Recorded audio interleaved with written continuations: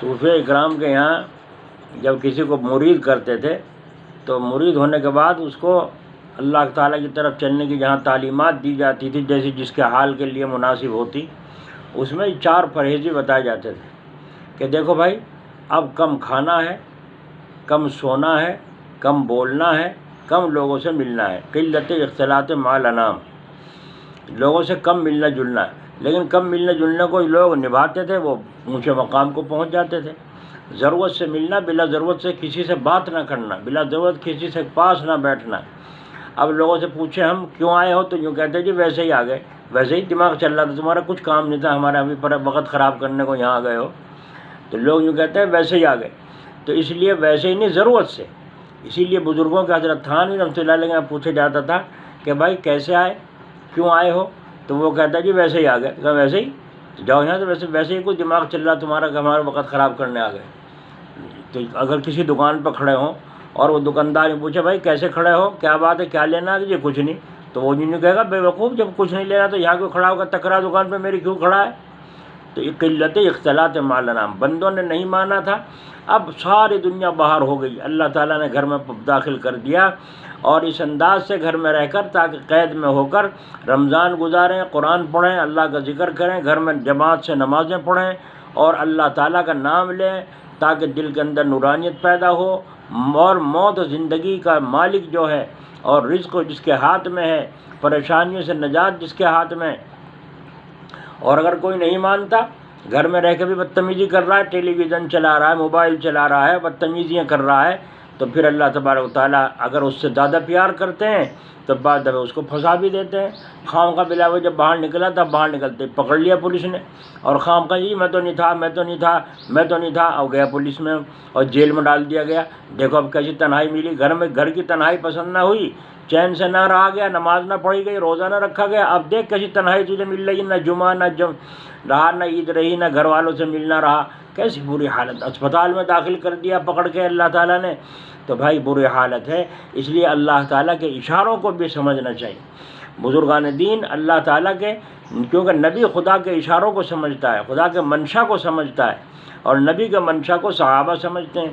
تو اس لیے منشا تھا یہ کہ ہم لوگوں سے کم ملے جلیں، تو یہ اللہ تعالیٰ نے ایک انتظام فرمایا ہے۔ بہرحال اس کو غنیمت سمجھے اور یہ اللہ تعالیٰ کی طرف سے ایک امتحان سمجھے۔ دوسری بات یہ کہنی ہے کہ عید کی نماز جیسے جمعہ کی نماز پڑھی جا رہی ہے، اسی طرح عید کی نماز گھروں میں پڑھی جائے گی، مسجدوں میں، مدرسوں میں، اپنے گھروں میں، جہاں کوئی پڑھانے والا ہو وہیں جماعت کر کے نماز پڑھیں۔ اور بہتر طریقہ تو عجیب اور ایک اور نکل آیا، جیسا اب اللہ تعالیٰ کے فضل و کرم سے بہت سے گھروں میں آگے مرد پیچھے پردہ کر کے عورتیں کھڑی ہیں، اور جماعت کر کے گھر کی عورتیں نماز پڑھ رہی ہیں، 5 وقت کی تراویح بھی پڑھ رہی ہیں، تو عورتوں کو بھی پتہ چل گیا کہ وطر اور جماعت کس طرح ہوتی ہے، کیا اس کی فضیلتیں ہیں۔ تو یہ بعض وجوہات کی بنا پر مردوں کو عورتوں کو الگ رکھا گیا ہے، لیکن اب اس طریقے سے کہ گھر گھر کی عورتیں مرد اس جماعت کر کے نماز پڑھ رہی ہیں، تو ان کو پتہ چلے گا عید کی نماز کیسے پڑھی جاتی ہے۔ تو اگرچہ عورتوں کو ذمہ واجب نہیں ہے، لیکن جب گھر میں جماعت ہوگی جی، تو اس طریقے سے جیسے مسجد نبوی میں جماعت ہوتی ہے، عورتیں الگ ہوتی ہیں، مرد الگ ہوتے ہیں، اور بہت سی جگہوں پر مسجدوں میں انتظام ہے۔ تو اس طریقے سے 6 تکبیریں جو نماز کی ہیں عید کی، 3 تکبیر پہلی رکعت میں، 3 دوسری میں، یہ عورتوں کو طریقہ سمجھائیں، اور گھروں میں نماز پڑھیں عید کی، محلے میں اکٹھے نہ ہوں، نہ مسجدوں میں اکٹھے ہوں، بس 3-4 آدمی سے زیادہ نہ ہوں، اس طریقے سے نماز عید کی ادا کی جائے گی۔ اور اس میں جو ہے خطبہ جو ہے جمعہ کی نماز میں پہلے پڑھا جاتا ہے اور عید کی نماز میں بعد میں پڑھا جاتا ہے، اور یہ خطبہ جو ہے سنت ہے عید کی نماز کے بعد۔ اگر کوئی نماز میں پڑھانے والا اور بعد میں خطبہ پڑھ دے تو ٹھیک ہے، نماز اس کی جو ہے ان کی صحیح ہو جائے گی۔ اور اگر خطبہ کسی کے یاد نہیں ہے یا کوئی پڑھا ہوا نہیں ہے اور اس نے ویسے ہی نماز عید کی پڑھا دی تو جب بھی نماز ادا ہو جائے گی۔ اور اگر کوئی ادا کرانے والا، نماز پڑھانے والا بھی نہ ہو، خطبہ پڑھنے والا بھی نہ ہو، تو پھر گھر میں پریشان ہونے کی ضرورت نہیں ہے۔ عید گئی، کہیں نہیں گئی عید تو وہیں ہے۔ عید کے معنی ہے خوشی کے، اور اصل خوشی ہماری جب ہے جب اللہ ہم سے راضی ہو۔ تو اس لیے ہماری مسجدیں بند ہیں، مدرسے بند ہیں جی، مرکز بند ہیں، تو ہم خوش کہاں سے آئیں؟ ہم تو بس اب اپنے جو اب اس وقت کا حکم ہے، تقاضا ہے، اسے پورا کر رہے ہیں۔ اللہ تعالیٰ توفیق دے اپنے فضل سے، تو گھروں میں نماز پڑھیں، 4 رکعت نماز نفل شکرانے کی پڑھ لیں گھر میں، اور وہ عید کا قائم مقام تو نہیں ہوگی، لیکن شکرانہ ادا ہو جائے گا کہ اللہ تیرا شکر ہے جی تو نے رمضان گزروایا، اب عید کا دن ہے، ہم مان جا سکتے ہیں، ہمارے لیے راستے کھول دے مسجدوں کے، اے اللہ اپنے فضل فرما دے۔ اس طریقے سے اللہ تعالیٰ کے سامنے ان چیزوں کا پیش کرنا۔ دوسری چیز یہ ہے کہ پرانے کپڑے جو ہے عید کے موقع پر نہ جو ہے پہنے، اور پرانے کپڑے ہی پہنے، باہر استعمال نہ ہوں، بازاروں میں استعمال ہوتے نہ پھریں، اور خاص کر عورتیں بغیر مردوں کے نہ جائیں بازاروں میں۔ آج کل جگہ جگہ حالات معلوم رکھنا چاہیے کہاں کیا ہو رہا ہے۔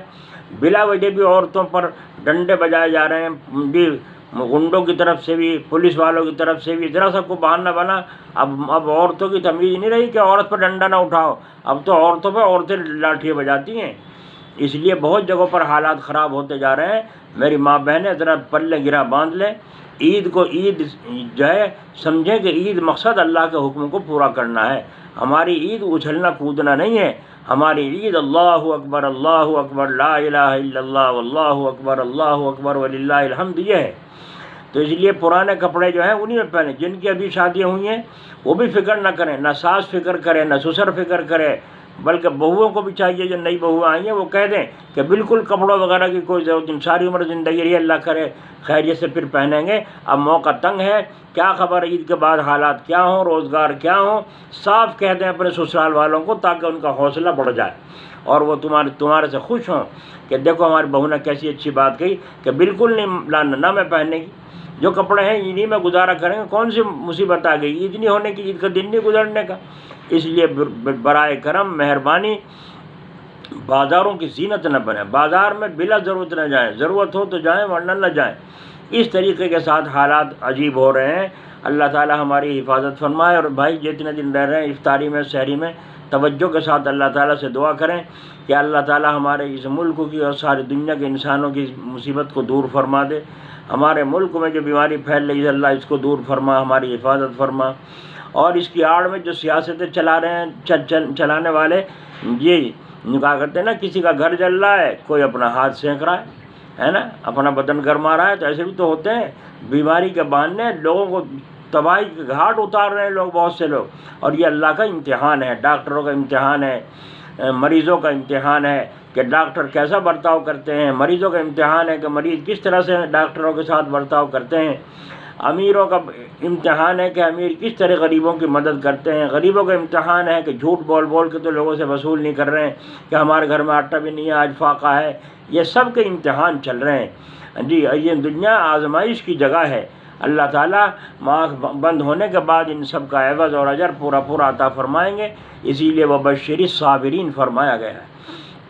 اللہ تعالیٰ اپنے فضل و کرم سے توفیق عطا فرمائے۔ جن مسائل کی ضرورت ہو ان کو عالموں سے پوچھیں، خاص طریقے سے بہشتی زیور میں عیدین کا جو بیان ہے، عید کی 13 سنتیں ہیں، ان کو اس میں پڑھیں کہ وہ سنتیں کون کون سی ہیں اور کس طریقے سے عید کو اللہ تعالیٰ ہم سے خوش ہوتا ہے۔ اللہ تعالیٰ اپنے فضل سے توفیق عطا فرمائے، تو اس لیے مہربانی کر کے نماز عید گھروں میں پڑھیں،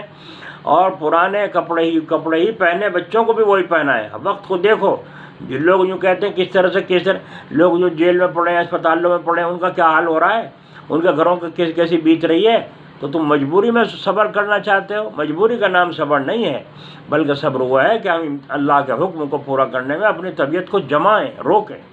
اللہ تعالی ہمیں سمجھ عطا فرمائے گا۔